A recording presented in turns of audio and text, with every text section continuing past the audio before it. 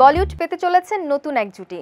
সালমান খানের পরবর্তী সিনেমা সিকান্দারে দেখা যাবে দক্ষিণ ভারতীয় জনপ্রিয় অভিনেত্রী রশ্মিকা মান্দানাকে। 9 মে সকালে ছবিটির প্রযোজনা প্রতিষ্ঠান নাদিয়াদওয়ালা গ্র্যান্ডসন এন্টারটেইনমেন্ট সামাজিক যোগাযোগ মাধ্যম এক্সে রশ্মিকার নাম ঘোষণা করে বিষয়টি নিশ্চিত করেছে। পোস্টটি নিজের সোশ্যালে শেয়ার করে অভিনেত্রী রশ্মিকা লেখেন, বেশ কয়েকদিন ধরে অনেকেই আমার পরবর্তী কাজের কথা জানতে চেয়েছেন এবং এখানেই চমক। সিনেমাটির অংশ হতে পেরে আমি সত্যি অনেক বেশি কৃতজ্ঞ এবং সম্মানিত বোধ করছি। প্রযোজক সাজিদ নাদিয়াদওয়ালা সালমানের দীর্ঘদিনের বন্ধু। এই প্রযোজকের জুড়ওয়া, হর দিল জো প্যার করেগা, মুঝসে শাদি করোগি, জানেমান ও কিকের মতো বেশ কয়েকটি আলোচিত সিনেমায় অভিনয় করেছেন সালমান।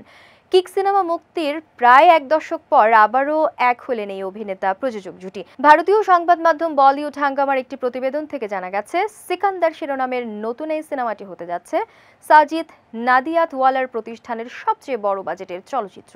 শুধু তাই নয়, বলিউডের অন্যতম বড় বাজেটের সিনেমার তালিকায় থাকবে এটি। সাধারণত ঈদকে ঘিরেই বলিউডে মুক্তি দেওয়া হয় সালমান অভিনীত সিনেমাগুলো, আর তার ব্যতিক্রম ঘটছে না সিকান্দার ছবির ক্ষেত্রেও।